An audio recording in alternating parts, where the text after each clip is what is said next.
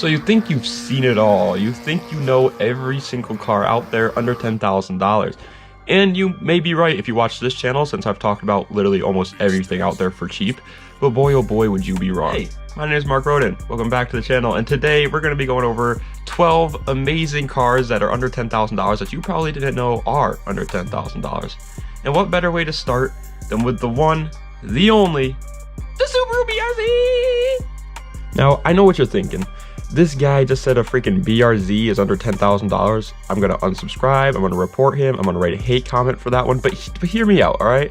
I found a running and driving Subaru BRZ for $11,500, and while that is a little bit out of our budget for today's video, a pretty decent amount out of our budget actually, I reckon that if you use your glamorous good looks and maybe a crisp old high five, you could easily get this down to 10K all day. And if you do manage to do that, you now have access to a rear-wheel drive, 2,700-pound, two-door sports car that came with a naturally aspirated version of Subaru's legendary 2-liter flat 4 that managed to make 200 horsepower.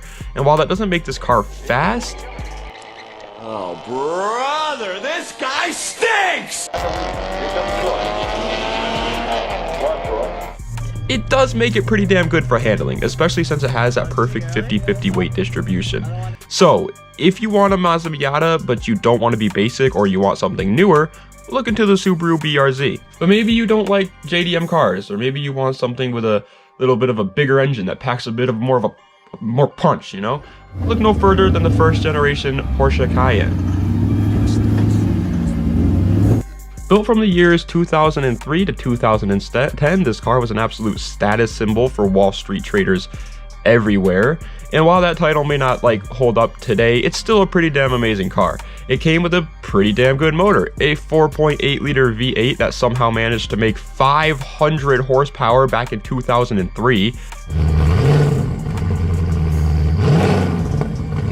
Porsche has always been something different, I swear.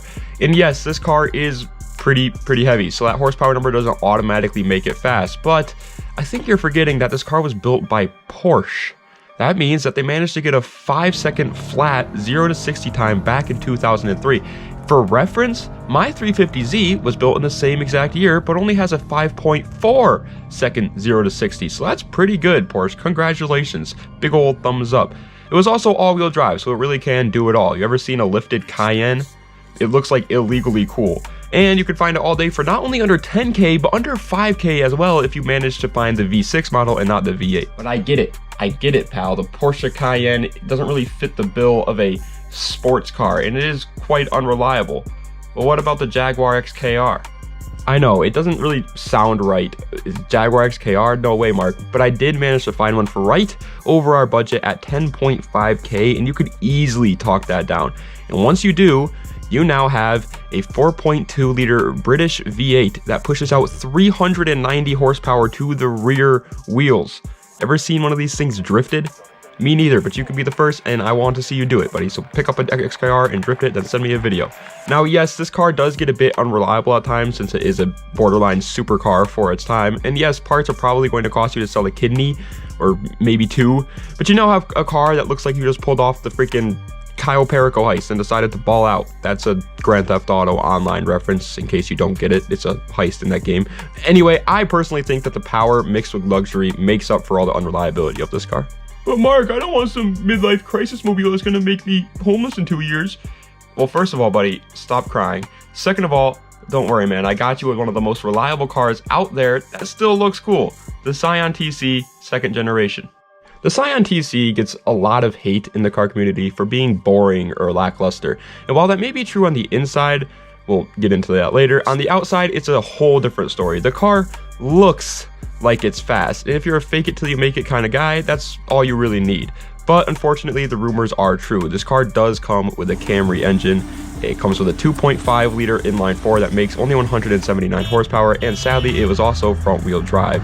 But don't worry, buddy, that means two things. One, this car is going to last you an absolute lifetime, and two, when it does break, repairs and gas for it are going to be dirt cheap, pennies on the dollar cheap. Like I said before, it's a fake it till you make it car. If you just want to get back, if you just want to get to work and back on time, but you want to flex on every student driver out there, buy yourself a Scion TC and save your money for what you really want. And since you can find these for right around the $6,000 mark, I think that's a great deal. Unless, of course, you want something different, something that no one ever knows about, and the people that do know about them forget about them all the time. Well, then buy yourself a cute-ass Nissan Cefiro A31.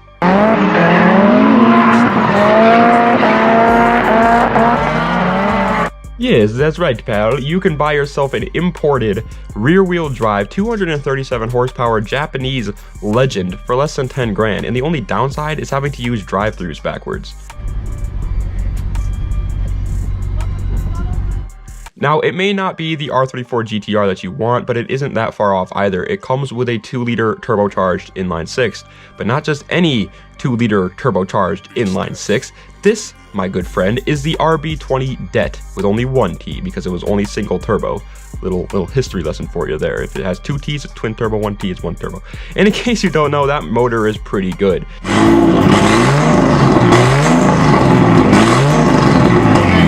And yes, I know you're already thinking of all the angle mods and turbo kits that you could buy to become the next Adam LZ with your newly acquired Nissan Cefiro.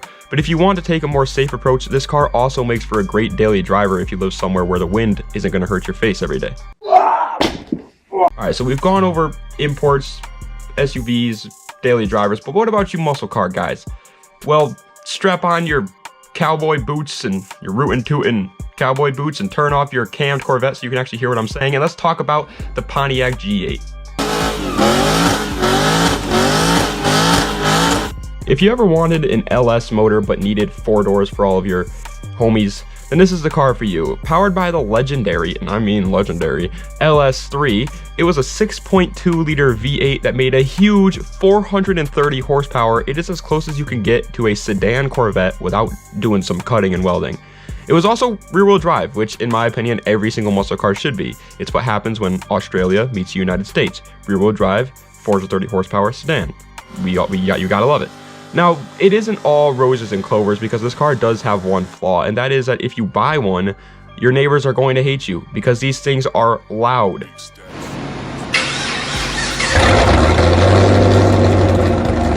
But if you don't care about your neighbor's eardrums and you got $10,000 to spend, then go pick one up because I found one for only 8.5K. That's pretty damn good. And with that money, you get to be a baller that hurts people's ears. You thought I was done. You thought I was done. Nope. We're going right back to unreliable European cars for a minute. Let's talk about the BMW 550i E60. This car gets absolutely no love when it deserves all of the love, and it makes me so mad. It's one of BMW's most impressive models to date, to me personally, since it came with a 4.8 liter V8 that made a huge 360 horsepower. And you want to know the best part? The drivetrain was completely up to you. You could either be a boring little square that doesn't like to do donuts for some reason and get the all-wheel drive version, or you could be dangerous and irresponsible and get the more fun rear-wheel drive version. Personally, I know which one I would pick, and let me give you a hint. It starts with rear-wheel drive. Now, yes, I know you would rather not drop the whole engine when you need to do an oil change, but don't worry, buddy, because that's just the M5 of this generation. You don't need to do that on the V8s. Big brain moment. This car was more built for the common folk, so it's a bit more reliable. Yes, I just said a 360 horsepower V8, but BMW is built for the common folk. Just leave me alone. But you know what car most people think was built for the common folk, but most certainly was not? The Infiniti Q50S. Let me ask you something, buddy. Do you want to be comfortable while still having 300 horsepower? Well, boy oh boy, should you buy this thing, because that's pretty much the whole selling point on the car. It really, on paper, isn't a car that doesn't, like, scream at you as something super desirable. And that's because it's not. But that's a good thing, because prices for these cars are sitting right around the 8K mark, which is an amazing deal. It's really new, it looks really good, and it's really comfortable. In my personal opinion, this is also one of the best looking cars on this list, hands down. The body lines just flow so damn well.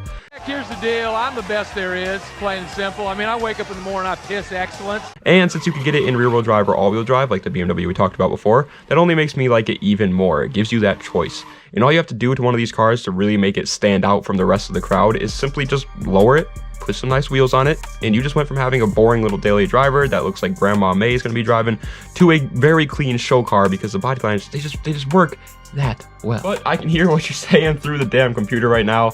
Mark, I don't want to have to break my thumb every time I have to reach a motor mount. Isn't Nissan's engines all super cramped in there? Yeah, they are, but don't worry. I got an easy to work on car for you, and it starts with Acura and ends with TSX. The Acura TSX is pretty much just a rebadged Accord, and while the Honda Accord might not be the best thing in terms of performance that came from Honda, it does pretty damn good everywhere else. It comes with a very reliable 2.4 liter inline-4 that makes a very nice, for its size, 200 horsepower, and just like any other Honda, it is front-wheel drive.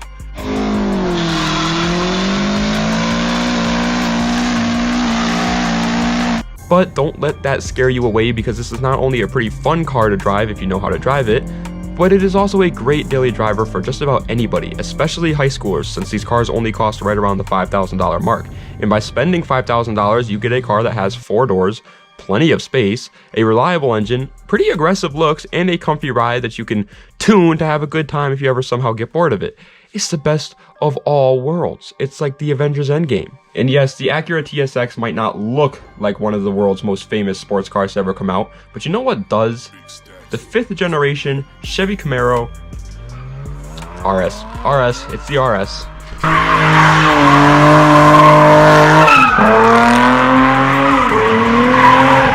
Listen, I know what you're thinking, buddy. No way. Mark is about to tell us to buy a damn V6 Camaro again. I hate this guy.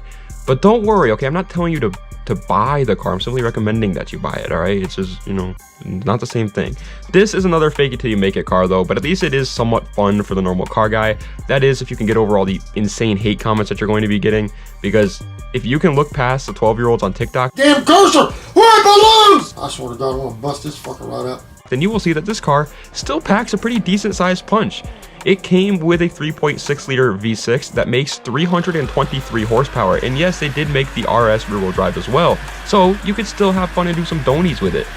Now, obviously, 323 horsepower is not a slouch, and I hate to admit it, but it's more than my car, and my car feels pretty fast to me. Plus, nobody outside of the car community is going to know that it's not a V8, so don't worry, you're still going to look cool to the normal guy. You just got to worry about us car guys. Just please, whatever you do, if you do buy an RS Camaro, do not slap SS or ZL1 or 1LE badges on it. That is just sad. Don't do it. Now, I will happily admit it though, the V6 Camaro is not a good car to tune. But you know what is a good car to tune? The freaking Toyota Mark II JZX100.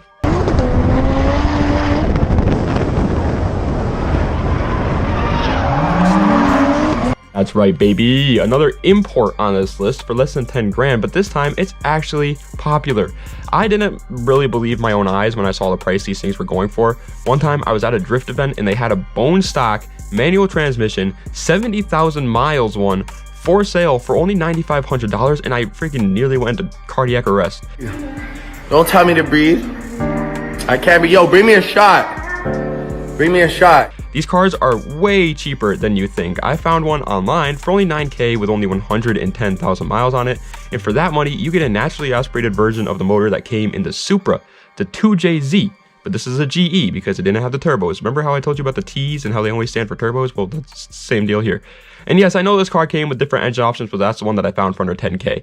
Now, I could totally understand why someone who doesn't like Japanese cars is kind of scratching their heads right now. It doesn't seem worth it. And to be honest, it really isn't unless you truly just love Japanese cars. But that's really the selling point on it. It is a JDM icon, and you can find it already imported into the United States for only that much money.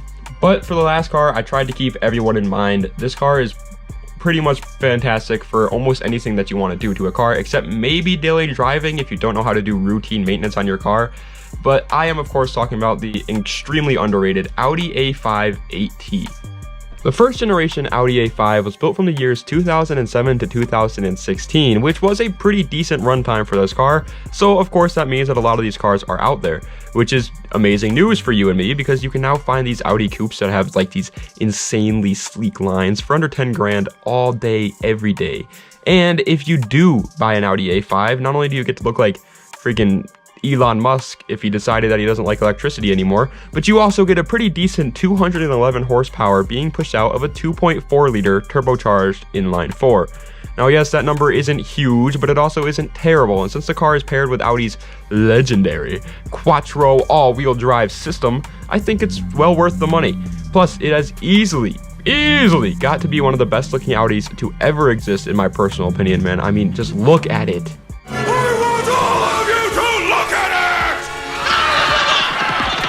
But you guys, that is going to be the end of today's video. Let me know if you enjoyed it. Let me know if you enjoyed the new editing style and the new script kind of style. For regular viewers, I know you guys are going to be like, what the hell just happened? This is massively different than Mark's normal content. Yeah, it took me a long time. It took me a very long time to do this. But I wanted to see if you guys like this style of editing better with more clips and more like jokes in there, more memes and stuff like that. So please let me know in the comments down below if you like this style better or the old style better. We'll go from there. I personally like this style better, but I wouldn't mind if you guys said you like the other style better because that takes a lot less work. Like it took me a long time. It took me like 3 days, oh, excuse me, to get this video up. It's gonna be crazy. But I hope these are gonna be better and maybe you guys will like these more and we can go from there. But yeah, let me know if you enjoyed, of course, you know, new editing style. Let me know. And thank you guys so much for watching. Tas Vitania. Have a nice night.